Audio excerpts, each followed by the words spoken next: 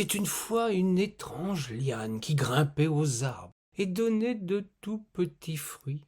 Les humains d'alors, prudents et circonspects, attendaient de savoir ce qu'en faisaient les animaux avant que de se lancer dans l'expérimentation. Il est vrai que le plus souvent l'erreur ne pardonnait guère, et qu'avant de tout connaître des prodiges de la nature, il avait fallu accepter quelques pertes parmi les goûteurs.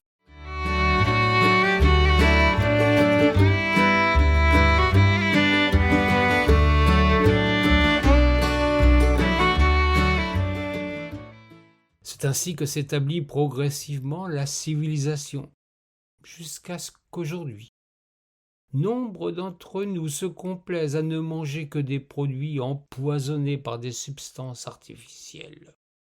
L'humanité est véritablement fort étrange.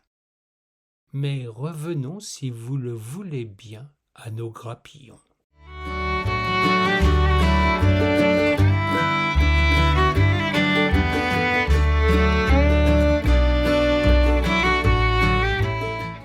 Les premiers à montrer la voie furent les pinsons. Ces charmants oiseaux picoraient avec délice les petits fruits gorgés de soleil. Puis, emportés sans doute par une douce et belle euphorie, ils se mettaient à chanter gaiement. Les premiers observateurs de ce curieux phénomène en conclurent qu'il y avait là sans doute délices euphorisants qui étaient de nature à réjouir leur palais.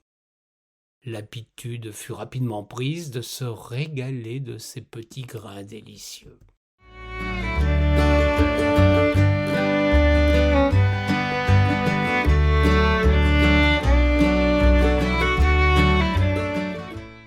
Le temps passa avant que les gourmands sachent véritablement tirer profit de ce fruit.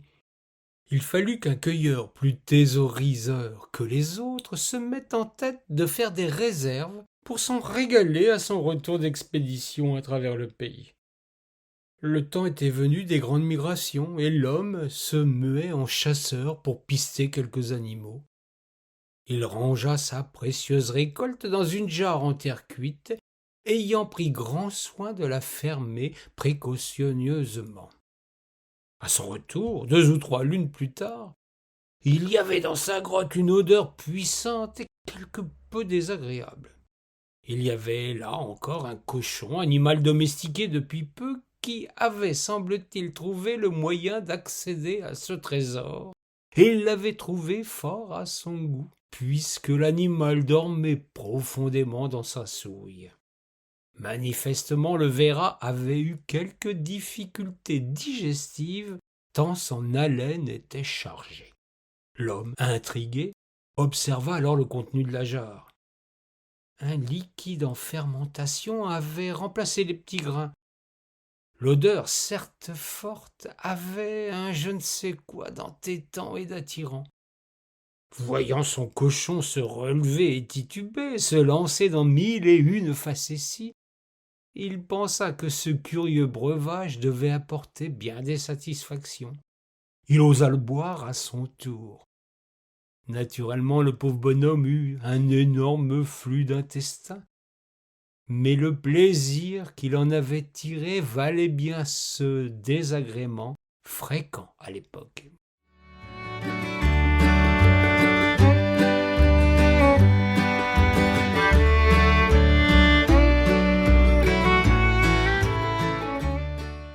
L'année suivante, il chercha à améliorer sa découverte, multipliant les contenants et les expérimentations.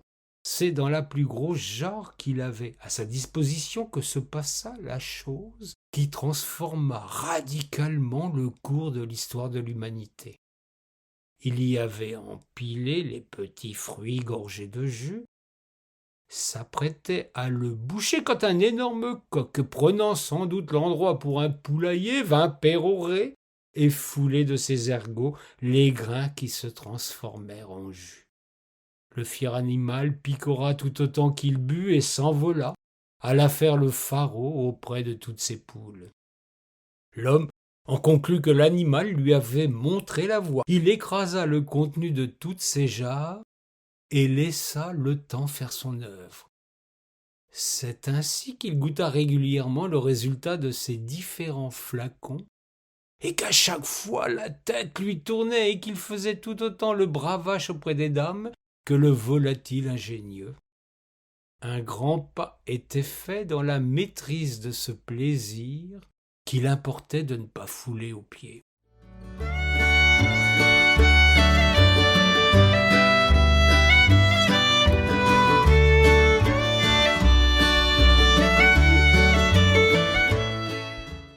L'année suivante, il demanda à un potier interloqué un contenant plus grand encore. Profond certes, mais assez large à son sommet pour pouvoir y monter. Commande avait de quoi intriguer l'artisan, mais depuis 2 années, le comportement de cet étrange voisin semblait totalement incohérent à son compagnon. Le potier se contenta de faire sans se poser de questions. Une grande récolte fut entreprise.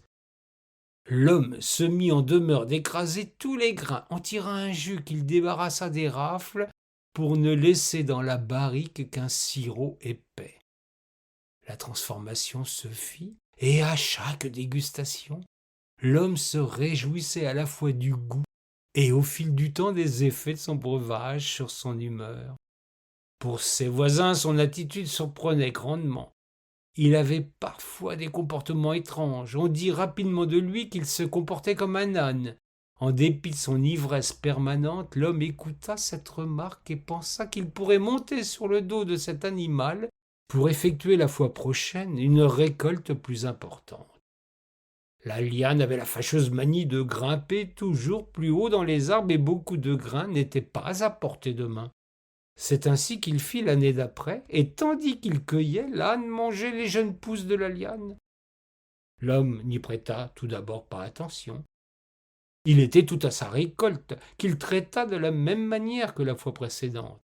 Il en eut les mêmes satisfactions. Il s'aperçut aussi qu'il avait de plus en plus de mal à se passer de son breuvage, tandis que d'étranges modifications apparaissaient sur le bout de son nez. Il s'en moquait éperdument. Il était devenu le plus joyeux des hommes et se tapait la cloche avec délectation.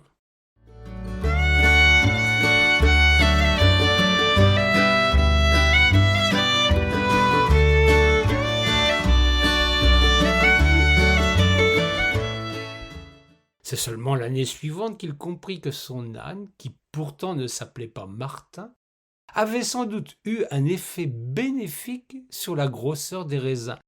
Là où le gourmand avait taillé dans le vif, la liane donnait des fruits plus gros et plus sucrés encore. Et, avantage non négligeable, ne montait pas si haut dans l'arbre. Notre homme, qui avait souvent la tête qui lui tournait dorénavant, se dit que rester les pieds sur terre était sans doute préférable lors de sa récolte. C'est ainsi que d'année en année, l'ingénieux et cocasse personnage mit au point les bases de la future viticulture.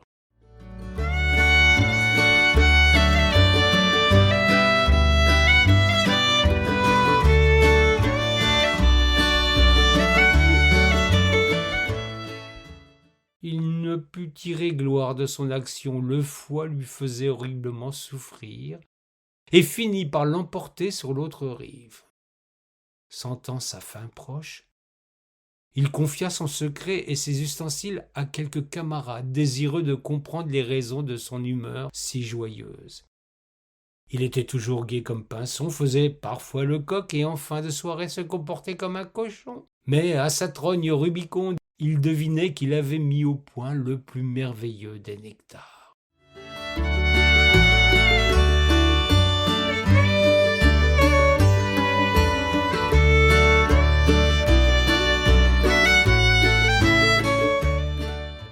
Par l'observation de nos amis les autres bêtes, les humains apprivoisèrent la vigne et mirent au point cette boisson à nul autre pareille.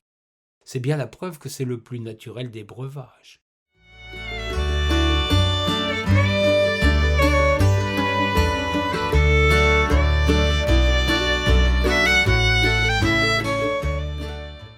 Évitez cependant de tourner en bourrique ou de tomber en barrique. Ne perdez pas la tête. Il convient simplement d'en boire avec modération. Vous serez ainsi gai comme Pinson, sans tomber dans les autres travers.